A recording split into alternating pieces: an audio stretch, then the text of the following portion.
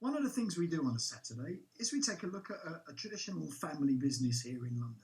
And we've covered all sorts of bases. We've had cobblers, and I'm allowed to say that because that's exactly what they were. We've had painters and decorators. We've had all sorts. Last week it was a car repair company called Romance of Rust. And this week it's E&A Wates of Streatham. And I'm joined by Mr. Roger Wates of that very family business. Hello, Roger. Greetings. How are you, Robert? Yeah, I'm very well indeed, apart from my trousers, but that's too complicated a story. Yeah. Instead, I will get us to tell a bit of your story, because is it true that there's been an E&A Wates in Streatham for 120 years? That's absolutely right, Robert. We're celebrating as best as possible our 120th anniversary this year. Wow. So, do you know the story of how it all began? Oh, yes, completely. In fact, I'm in an office over our showroom now, looking out over Mitcham Lane to a property diagonally opposite me where my great-great-grandfather lived. Wow. And he had 11 children, 6 girls, 5 boys, and the eldest 2 boys were Edward and Arthur, and they founded E&A Wates further down the road where we are today. So not only have you been a business for 120 years, you've been essentially in the same spot, or just over the road for 120 years. You're absolutely right. And it was only earlier this month that I found out this is, in fact, our 3rd shop on the same road. So, have you done the same things for 120 years? Did you start out selling furniture? What's? Oh, no. It's the business, like many old businesses, has evolved. The premises is 2 semi-detached houses knocked through into one. It has a 5,000 square foot showroom over 4 floors. And you'll see some of our great archive pictures on our website. And in fact, you were talking about charabancs just a couple of weeks ago, if I remember. Yeah. There is a picture of a 1907 company outing on a horse-drawn charabang to show everyone. Oh, wow. How fantastic. But no, we if you look at some of the very early adverts, it appears that we were piano dealers as well. We were builders. We sold lino, and in fact, on our website, there's an invoice from a customer from 1930. So it's 90 years old, and it shows us laying lino throughout the house, supplying rugs and a wardrobe for just £6. Do you still sell much lino? No, our carpet department sells a lot of things, Robert, but not lino. There is a bit of vinyl used in sort of kitchens, and sort of hard flooring for bathrooms, but not traditional lino, although it is still available. And has it been a family business run by the family all the way through? Has there always been a Wates in charge? Completely, yes. So Edward and Arthur ran it roughly until World War II, and then after the war, my father took over. He'd served in India, came back, got on very well with his uncles, and took over the firm. And his first task was to make what is a 6th-floor property waterproof, because it had some bomb damage. The windows had been blown out. And during that period, you had to reinstate the plate glass windows in small sections in case another flying bomb hit them.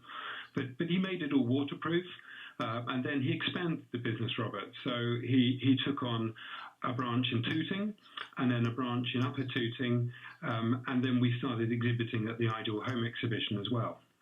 And have you had customers? I mean, it can't not exactly the same people for 120 years, or I suspect they would be rather elderly. But have you had, the same families coming back to buy things from your family? Oh, without a doubt, yes. And our furniture has been exported all over the world.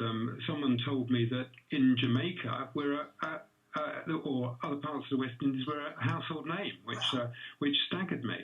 But yeah, I mean, I think the thing about it, Robert, is that if someone gets particularly good service, perhaps with our restoration work, they generally talk about it, and then they pass on our contacts to their friends, and indeed it goes down the family.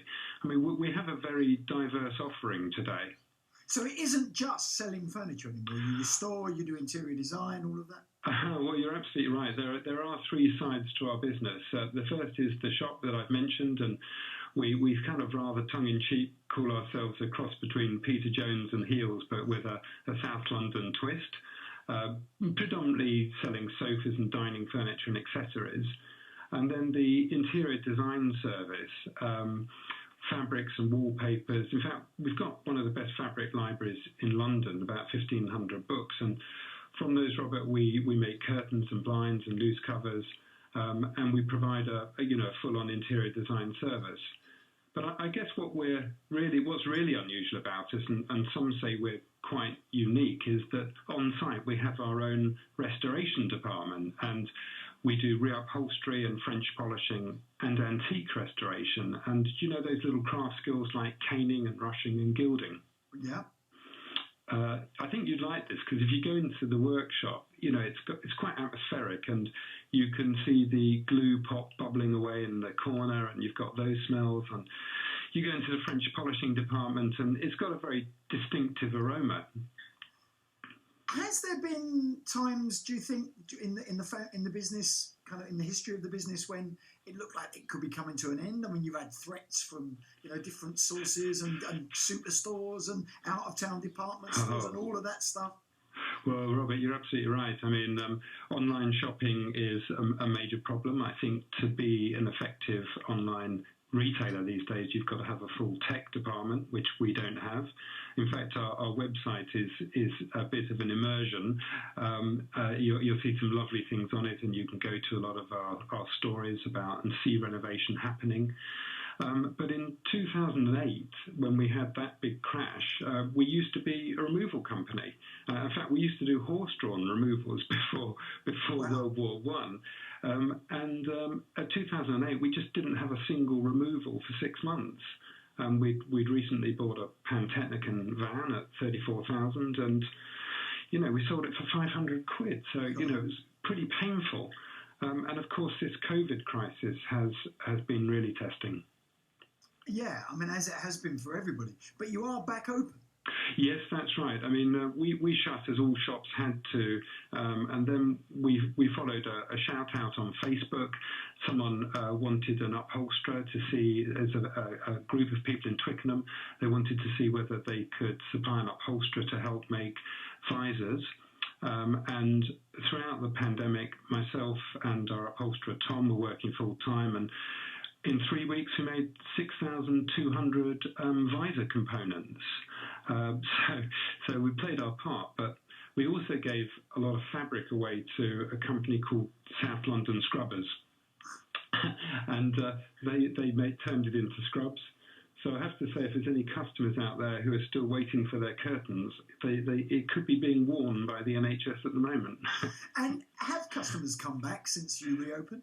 Yes, we noticed in July when we opened up, there was some pent-up demand, and so we've got a sale on to celebrate our 120th at the moment, and we noticed that for the first 4 or 5 weeks, this pent-up demand, a lot of people coming into the store, and that they'd been sat on the same tired sofa and you wanted to book in for its restoration, because it's becoming quite a green issue as well, Robert, not throwing things away and putting them into landfill, but actually, respecting what people have and then turning them around and reinventing them. So we had a lot of that, and as a result, I think our workshop is pretty busy. And the shop is now kind of over that initial burst, and I think it's probably more the usual trading cycle. Is there another generation to take the shop on? Are there more Wateses in waiting? Well, that's a tricky issue, Robert, because I am in the retirement zone at the moment, and at some point I'll want to retire, and all other family members have chosen their own different careers. So there could be an exciting opportunity for someone outside the family to take this business forward. But we do have the most supportive community. I don't know how much you know Streatham, but you did mention the Hideaway Jazz Club not so long ago. And that's just a great organisation. And within Streatham, there's the Heart Streatham magazine. There's an amazing Grade 2 listed theatre where the public have raised 38,000 for a viability study to get it up and running again. There's a contemporary theatre studio called Streatham Space, run by a guy called Andy, and there's some great choirs, in particular Streatham Choral. And then Tooting, the Lido and the markets. I think it all builds a really cohesive atmosphere. And there's now 4 festivals happening in Streatham, and the new one for this year is a literary festival. So that's run by Hannah, and we just hope that the inventiveness of Streatham as a community will just help put not just us but the whole area back on the map. And you may remember that Mary Portas said that all retailers had to be a bit more theatrical.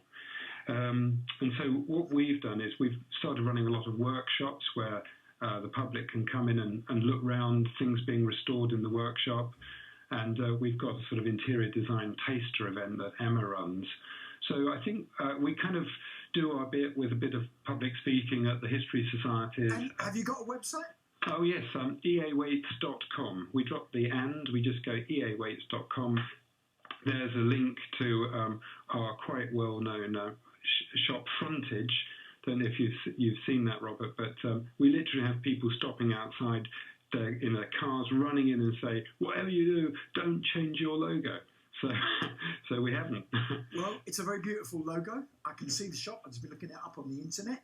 It's classic 50s. It certainly is, and I hope that you'll be going on for many, many more years to come. Roger, lovely to talk to you. Thanks so much, Robert. Cheers. Thank Bye. you. I love those stories.